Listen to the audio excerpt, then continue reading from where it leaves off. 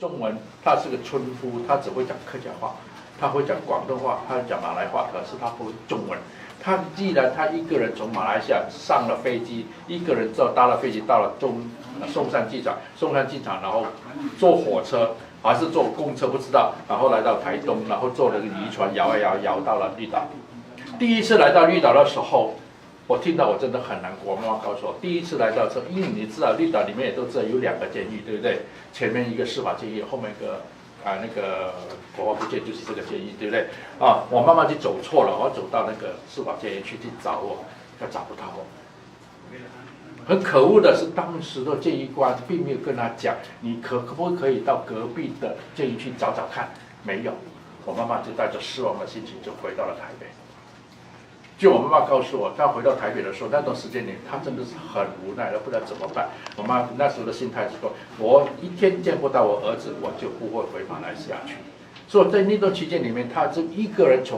她原本是住在圆山饭店，后来她就搬到那个逸乐园，就是那个万华的逸乐园，那最便宜的饭店里面去那边。她每天早上无所事事的走，她就会慢慢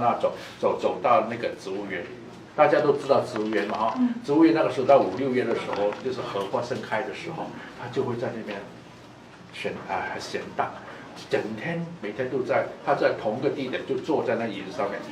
就这样子一段时间以后，有一个好心的退伍的一个将军，应该是姓丁，他看到我母亲这样子，每天都这样子，因为他早上起来跑步，每天经过的都看到我母亲在那个地方，所以忽然间有一天他就问了我妈妈，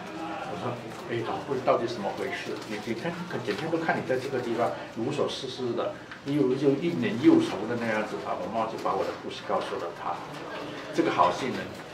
就第2次就带着我妈妈到了绿岛，到了绿洲山庄，可是我也都不知道，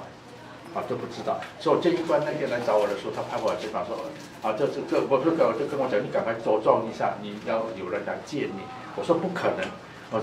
就跟监狱官说不可能。我没有任何的消息，我在台湾也没有亲戚，不可能有人会来看我。请你是不是再去查清楚一下，到底是不是搞错了？你是不是搞错了？他见他查都不用查，说不用查，我确定就是你。我问他到底是谁，他说你见到就知道，他也不跟我讲是谁。我就好，那时候跟着他就出，一直走到那个戒室的门，就在他的门边，就站在这个门边。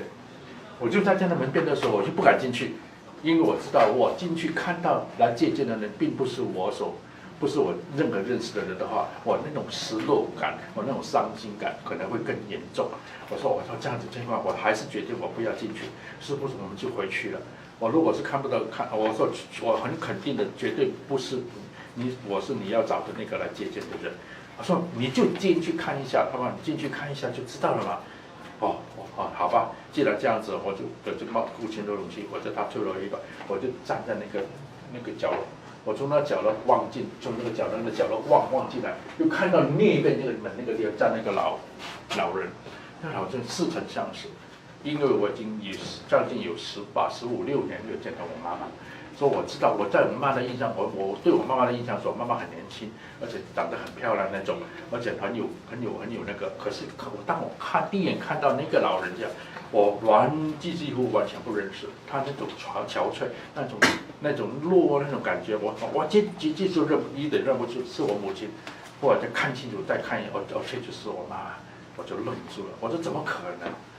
怎么可能？我妈妈一个人来到这个地方，这么遥远的地方，这么偏僻的地方，怎么可能？我就站在那，我整个人就吓呆了。我站在那，我就不会动。我不知道怎么办，我不知道因为没有信上的准备，我就不知道要怎么办，我就站在那就傻住了。监狱官就推我一把，你赶快进去，你如果再不进去，你们这件事情就有限了。我们只有15分钟的时间，从开始到15分钟，你赶快进去。我好，我就坐着，我就走进来，我就这样，沿着我就坐下了，我妈妈也坐，我妈妈也站在那个地方，我妈妈站着，我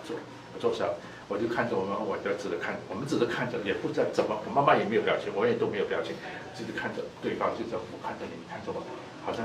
认识于好像不认识，认识那种那种很非常那个无奈何的那种感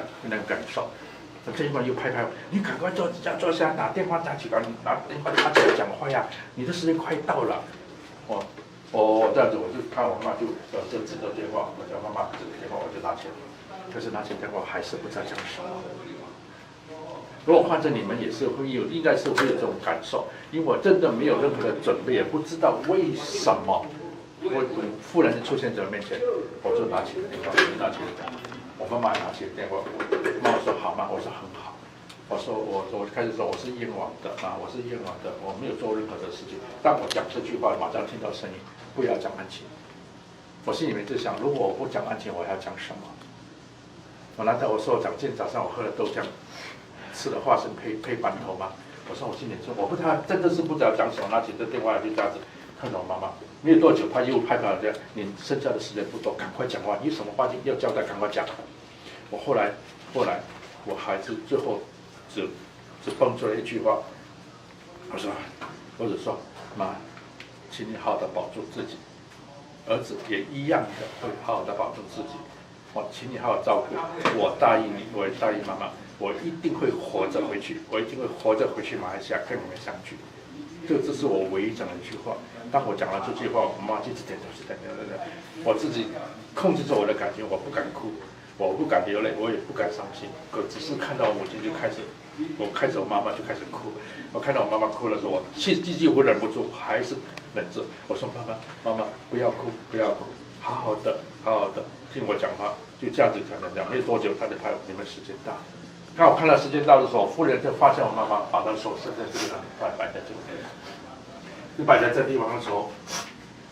我就知道我妈妈是想碰碰我到底是不是活着的人。我那时心里就想，为什么这个块土地的人为什么这么的残忍？我母亲之后大老远从马来西亚就见我，时间这么短。也不会，为什么不会像以前的这样的男人坐在一个椅子上，彼此之间能够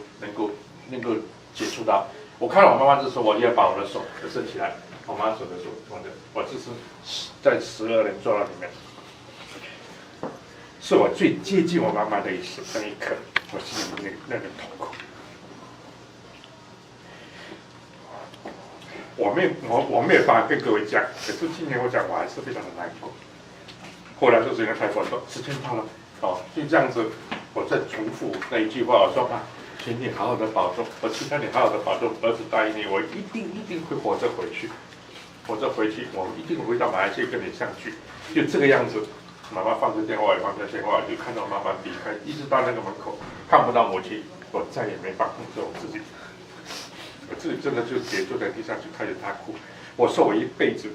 活到那个年龄，我从来没这样子哭过，甚至我在调查局被他整得这么惨，我都没有这样子哭过，我没有流过一滴眼泪。在调查局我被整得这么人不成形，我都没有流过一滴眼泪。可是我真的对不起我母亲，那时候就在这种状态下，我妈离开了，我就跌到地上，警官好像良心发现的样子，他就跟我讲，他说他知道，我知道心里难过。他说：“我知道你心里难过，这是你答应了母亲，你要从今天开始要好好照顾自己身体。你答应了母亲的事情，你应该要做到。这就是我在这个地方坐牢的12年，在坐牢的12年里面最痛苦，也最觉得最对不起我母亲，我最内疚的那一刻，这是我的故事。”